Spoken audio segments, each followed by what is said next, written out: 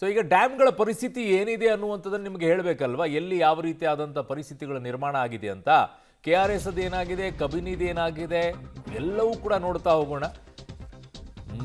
ಮುಂಗಾರು ಈಗ ಮಂಕಾಗಿ ಹೋಗಿದೆ. ಕಬಿನಿ ಜಲಾಶಯ ಬಹುತೇಕ ಖಾಲಿ ಕಾಣಿಸಿಕೊಳ್ಳುತ್ತಾ ಇದೆ. ತುಂಬಾ ಅಪರೂಪ ಕಬಿನಿ ಈ ರೀತಿಯಾಗಿ ಕಾಣಿಸಿಕೊಳ್ಳೋದು.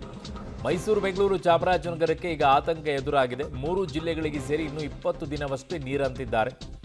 ಕುಡಿಯುವ ನೀರಿನ ಆಧಾರದ ಮೇಲೆ ಕಬಿನಿ ಜಲಾಶಯ ಈಗ ಖಾಲಿ ಆಗ್ಬಿಟ್ಟಿದೆ. ಕುಡಿಯುವ ನೀರಿಗೇನೆ ಆಧಾರವಾದಂಥ ಈ ಜಲಾಶಯ ಈಗ ಖಾಲಿ ಆಗಿಬಿಟ್ರೆ ಹೆಂಗಪ್ಪ ಅಂತ ಹೇಳಿ ಒಟ್ಟು 19.58 TMC ನೀರು ಸಂಗ್ರಹ ಇದೆ. ದೊಡ್ಡ ಪ್ರಮಾಣದಲ್ಲ, ಬಟ್ ಇರೋದರಲ್ಲಿ ಈಗ ಬೇಕಾಗಿರುವಂಥ ಅನಿವಾರ್ಯವಾದಾಗ ಕಬಿನಿಯನ್ನು ಬಳಕೆ ಮಾಡಿಕೊಳ್ತಾರೆ.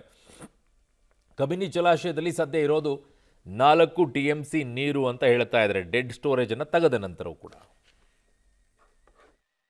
ಕೇರಳದ ವಯನಾಡಿನಲ್ಲಿ ನಿರೀಕ್ಷಿತ ಪ್ರಮಾಣದಲ್ಲಿ ಮಳೆ ಆಗದಂತಹ ಹಿನ್ನೆಲೆಯಲ್ಲಿ ಮೈಸೂರಿನ HD ಕೋಟೆಯಲ್ಲಿರುವಂತಹ ಕಬಿನಿ ಜಲಾಶಯ ಸಂಪೂರ್ಣವಾಗಿ ಬತ್ತಿ ಹೋಗುವಂತಹ ಹಂತಕ್ಕೆ ಬಂದಿದೆ. ನಾವೀಗ ನಿಂತಿರುವಂಥದ್ದು ಕಬಿನಿ ಜಲಾಶಯದ ಮೇಲೆ.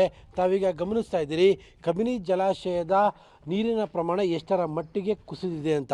ಇವತ್ತು ಒಟ್ಟು 52 ಅಡಿಗಳಷ್ಟು ನೀರಿದೆ.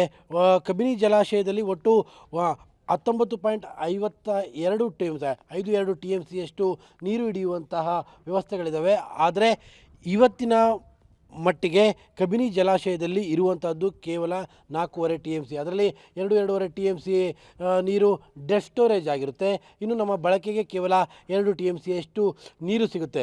ಕಳೆದ ಬಾರಿ ಈ ವೇಳೆಗಾಗಲೇ ಕಬಿನಿ ಜಲಾಶಯ ಬಹುತೇಕ ಭರ್ತಿಯ ಹಂತಕ್ಕೆ ಬಂದಿತ್ತು. ಆದರೆ ಈ ಬಾರಿ ಭರ್ತಿಯ ವಿಚಾರ ಇರಲಿ, ಕಬಿನಿ ಜಲಾಶಯದ ನೀರಿನ ಮಟ್ಟವೇ ಏರಿಕೆ ಕಾಣ್ತಾ ಇಲ್ಲ. ಪ್ರಮುಖವಾಗಿ ಕೇರಳದ ವಯನಾಡಿನಲ್ಲಿ ಈ ಬಾರಿ ಮುಂಗಾರು ಸಂಪೂರ್ಣವಾಗಿ ಕೈಕೊಟ್ಟಿದೆ. ಪರಿಣಾಮವಾಗಿ ಕಬಿನಿ ಜಲಾಶಯಕ್ಕೆ ಒಳ ಹರಿವು ಸಂಪೂರ್ಣವಾಗಿ ಕುಸಿದಿದೆ. ಹೀಗಾಗಿ ಜಲಾಶಯ ಸಂಪೂರ್ಣವಾಗಿ ಬತ್ತಿ ಹೋಗುವ ಹಂತದಲ್ಲಿದೆ. ಜಲಾಶಯದಲ್ಲಿ ಈಗ ಸದ್ಯಕ್ಕೆ ಇರುವಂಥದ್ದು 4.5 TMC ನೀರು. ಡೆಡ್ ಸ್ಟೋರೇಜ್ ಹೊರತುಪಡಿಸಿದಂತೆ ನಮಗೆ ಕುಡಿಯುವ ನೀರಿನ ವಿಚಾರಕ್ಕೆ ನಮಗೆ ಸಿಗುವಂಥದ್ದು ಭಾಳಷ್ಟು ಕಡಿಮೆ ನೀರು. ಹಾಗಾಗಿ ಈ ಬಾರಿ ಬರದ ಮುನ್ಸೂಚನೆ ಈಗಾಗಲೇ ಸ್ಪಷ್ಟವಾಗಿ ಕಾಣ್ತಾ ಇದೆ. ಕಬಿನಿ ಜಲಾಶಯದ ನೀರಿನ ಮೇಲೇ ಬೆಂಗಳೂರಿನ ಬಹುತೇಕ ಭಾಗ, ಜೊತೆಗೆ ಮೈಸೂರು, ಜೊತೆಗೆ ಚಾಮರಾಜನಗರದ ಬಹುತೇಕ ಭಾಗದ ಕುಡಿಯುವ ನೀರು ಅವಲಂಬಿತವಾಗಿದೆ. ಪ್ರಮುಖವಾಗಿ ವ್ಯವಸಾಯದ ಚಟುವಟಿಕೆಗಳಿಗಿಂತ ಹೆಚ್ಚಾಗಿ ಕಬಿನಿ ಜಲಾಶಯದಿಂದ ಕುಡಿಯುವ ನೀರಿನ ಮೇಲೆ ಭಾಳ ದೊಡ್ಡ ಮಟ್ಟದ ಅವಲಂಬನೆ ಇದೆ. ಬೆಂಗಳೂರು ಇದರಲ್ಲಿ ಪ್ರಮುಖವಾದಂತಹ ಭಾಗವಾಗಿದೆ. ಅಂದರೆ ಬೆಂಗಳೂರಿನ ಬಹುತೇಕ ಭಾಗಗಳಿಗೆ ಕುಡಿಯುವ ನೀರಿಗೆ ಕಬಿನಿ ಜಲಾಶಯವನ್ನೇ ಡಿಪೆಂಡ್ ಆಗಿರುವಂಥದ್ದು.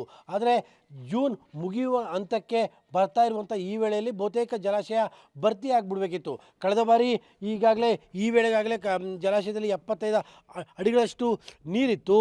ಬಹುತೇಕ ಕಬಿನಿ ಜಲಾಶಯ ತುಂಬೋದಕ್ಕೆ ಇನ್ನೊಂದು 6-7 ಅಡಿಗಳ ಅವಶ್ಯಕತೆ ಇತ್ತು. ಆದರೆ ಈ ಬಾರಿ ಸಂಪೂರ್ಣವಾಗಿ ನೀರಿನ ಮಟ್ಟ ಕುಸಿದಿರುವಂಥದ್ದು ತಾವೀಗ ಗಮನಿಸ್ತಾ ಇದ್ದೀರಿ. ಹೀಗಾಗಿ ಈ ಬಾರಿ ಮುಂಗಾರು ಕೈಕೊಟ್ಟಿರುವಂಥದ್ದು ಸ್ಪಷ್ಟವಾಗಿ ಗೊತ್ತಾಗ್ತಾ ಇದೆ. ಹಾಗಾಗಿ ಮುಂಬರುವ ದಿನಗಳಲ್ಲಿ ಕುಡಿಯುವ ನೀರಿಗೆ ದೊಡ್ಡ ಮಟ್ಟದ ಹಾಹಾಕಾರ ಸೃಷ್ಟಿಯಾಗುವಂಥದ್ದು. ಮತ್ತೊಂದು ಕಡೆಯಲ್ಲಿ ಏನು ನಾವು ಕಾವೇರಿಯ ತಮಿಳುನಾಡಿಗೆ ಏನು ನೀರಿನ ಪಾಲನ್ನು ಕೊಡಬೇಕು, ಅದಕ್ಕೂ ಕೂಡ ಈಗ ಸಂಕಷ್ಟ ಸೂತ್ರವೇ ಪರಿಹಾರವಾಗುವಂತಹ ಸಾಧ್ಯತೆಗಳಂದರೆ ಸಂಕಷ್ಟ ಸೂತ್ರದ ಪ್ರಕಾರವಾಗಿ ಎಷ್ಟು ಕಡಿಮೆ ಪ್ರಮಾಣ ನೀರು ಕೊಡಬೇಕು ಅದರ ಅನ್ವಯ ಜಾರಿಯಾಗುವಂತಹ ಸಾಧ್ಯತೆಗಳಿದ್ದಾವೆ. ತಮಿಳುನಾಡಿನ ವಿಚಾರಕ್ಕಿಂತ ಪ್ರಮುಖವಾಗಿ ಬೆಂಗಳೂರು ಮತ್ತು ಮೈಸೂರು ಮತ್ತು ಚಾಮರಾಜನಗರ ಭಾಗದ ಕುಡಿಯುವ ನೀರಿನದು ಬಹಳ ದೊಡ್ಡ ಪ್ರಶ್ನೆ. ಯಾಕಂದರೆ ಈ ಜಲಾಶಯದ ಮೇಲೆ ಕುಡಿಯುವ ನೀರಿಗೆ ಭಾಳ ದೊಡ್ಡ ಮಟ್ಟದ ಅವಲಂಬನೆ ಆಗಿರುವಂಥದ್ದು. ನೀರಾವರಿ ಚಟುವಟಿಕೆಗಳಿಗಿಂತ ಹೆಚ್ಚಾಗಿ ಕುಡಿಯುವ ನೀರಿನ ಮೇಲೆ ಅವಲಂಬನೆ ಹೆಚ್ಚಿದೆ. ಇಂಥದ್ದೊಂದು ಪರಿಸ್ಥಿತಿಯಲ್ಲಿ ಜೂನ್ ಮುಗಿಯುವ ಹಂತ ಬರ್ತಾ ಇದ್ದರೂ ಕೂಡ ಜಲಾಶಯದ ಒಳ ಹರಿವು ಇಲ್ಲ. ಯಾಕಂದರೆ ಕೇರಳದ ವಯನಾಡಿನಲ್ಲಿ ಮುಂಗಾರು ಸಂಪೂರ್ಣವಾಗಿ ಕೈಕೊಟ್ಟಿದೆ.